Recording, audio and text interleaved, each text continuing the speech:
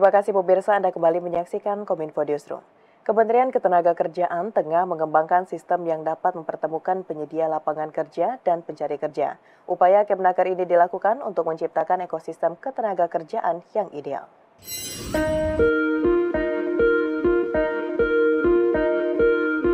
Kementerian Ketenagakerjaan dalam rapat koordinasi di Jakarta pada 8 Juli 2024 menyatakan tengah mengembangkan sistem ketenagakerjaan yang mempertemukan para penyedia lapangan kerja dan pencari kerja. Sekjen Kemnaker Anwar Sanusi mengatakan hambatan dalam pengelolaan informasi pasar kerja perlu diidentifikasi sehingga bisa memetakan kebijakan dan strategi yang tepat menghadapi dinamika pasar kerja. Payung hukum regulasi sistem ketenagakerjaan berdasarkan Perpres nomor 57 tahun 2023 tentang wajib lapor lowongan dan Perpres nomor 68 tahun 2022 tentang revitalisasi pendidikan vokasi dan pelatihan vokasi, serta Permenaker nomor 5 tahun 2024 tentang sistem informasi pasar kerja. Sistem ini dibutuhkan agar terciptanya ekosistem ketenagakerjaan yang mendukung pertumbuhan ekonomi dan pembangunan SDM yang unggul sebagaimana visi Indonesia Emas 2045. Maka kita harus memiliki sebuah sistem informasi yang betul-betul mampu menjembatani komunikasi yang baik antara dari sisi demand dengan supply ketenagakerjaan. Demand ini direpresentasikan oleh unit, oleh kelembagaan, baik pemerintah, swasta, masyarakat, dalam atau luar negeri, yang di situ adalah menggambarkan permintaan akan pasar kerja.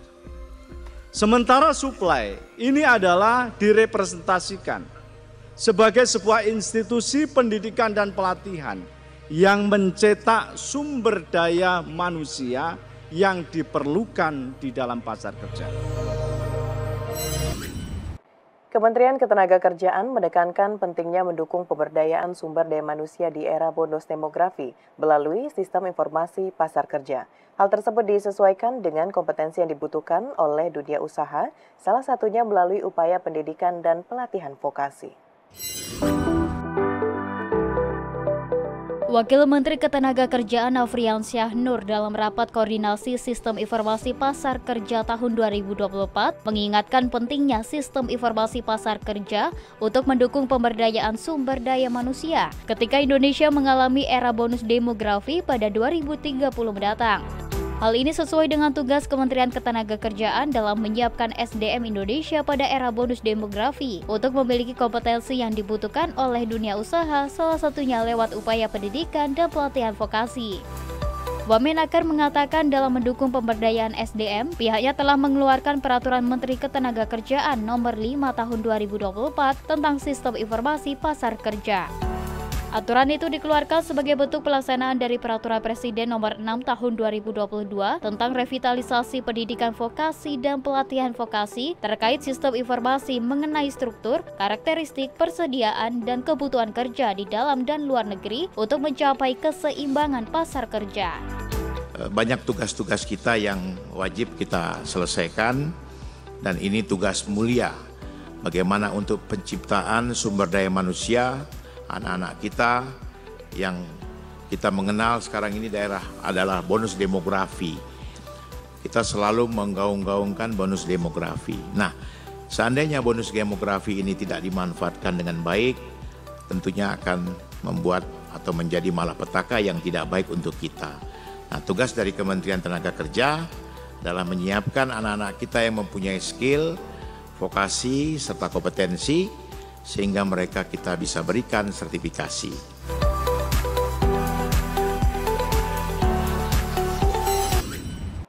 Informasi lainnya, pemirsa, BPJS Kesehatan resmi meluncurkan 5 layanan terbaru untuk masyarakat. Kelima layanan kesehatan digital ini akan semakin memudahkan dan meningkatkan pelayanan BPJS Kesehatan bagi masyarakat Indonesia.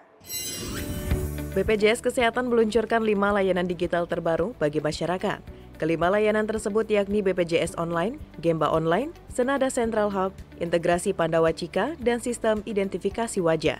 Kelima fitur ini disebut anggota Dewan Pengawas BPJS Kesehatan Wiwing Hadayaningsi, mengikuti kebutuhan seiring pertumbuhan masyarakat Indonesia. Pertumbuhan masyarakat Indonesia harus diikuti dengan peningkatan mutu layanan agar memudahkan masyarakat dalam pemanfaatannya. Secara garis besar, kelima layanan ini akan memudahkan masyarakat dalam proses administrasi, baik pendaftaran, pemberian informasi dan layanan, hingga pengaduan. Layanan baru ini juga lebih transparan, di mana dengan fitur Gemba Online, masyarakat bisa memastikan dan melihat langsung aktivitas layanan yang dijalankan sesuai prosedur dan standar pelayanan. Dewan Pengawas saat ini kami perlu sampaikan bahwa kami sangat bangga dan juga berbahagia melihat BPJS Kesehatan terus menciptakan inovasi atau cara-cara baru untuk meningkatkan kualitas pelayanan kepada peserta. Salah satunya adalah pada hari ini BPJS Kesehatan memperkenalkan inovasi yang tentu akan mendukung pelayanan dan peningkatan dari pelayanan kita kepada seluruh peserta JKN. Direktorat Tindak Pidana Umum Polri berhasil mengungkap sindikat judi online jaringan Taiwan di Indonesia. Sebanyak 7 orang ditetapkan sebagai tersangka, sementara 2 bandar judi yang merupakan warga Taiwan masih dalam pencarian kepolisian.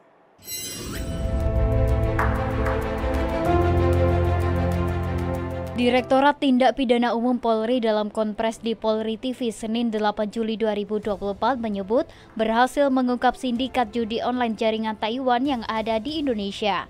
Sebanyak 7 orang ditetapkan sebagai tersangka, sementara bandar judi asal Taiwan berinisial K dan W saat ini dalam pengejaran kepolisian. Di Tipidum Bareskrim Polri, Brigjen Pol Juhandani Raharjo Puro menyebutkan, pengungkapan berasal dari 2 situs judi online, yakni Hot51 dan 82 Gaming yang domainnya disamarkan sebagai konten judi.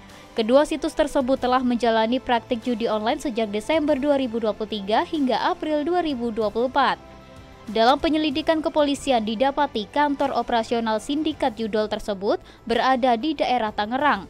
Ketujuh pelaku kini terancam pidana 10 tahun penjara dan denda maksimal 10 miliar rupiah. Bareskrim melaksanakan kerjasama dengan kepolisian Taiwan untuk berusaha memaksimalkan dan mengungkap secara tuntas jaringan sindikat judi online internasional tersebut. Adapun alur pengungkapan, setelah menerima laporan polisi, tim melakukan penyelidikan dan berhasil menemukan salah satu kantor operasional sindikat tersebut di daerah Tangerang. Kemudian ditemukan 1 tersangka dengan sejumlah barang bukti, kemudian melakukan pengembangan di wilayah DKI, Jawa Barat, Jawa Tengah. Sindikat ini, di mana hasilnya 7 orang sudah ditetapkan tersangka. Pemirsa, usai jeda pariwara, kami akan kembali dengan informasi lainnya. Tetaplah bersama Kominfo Newsroom.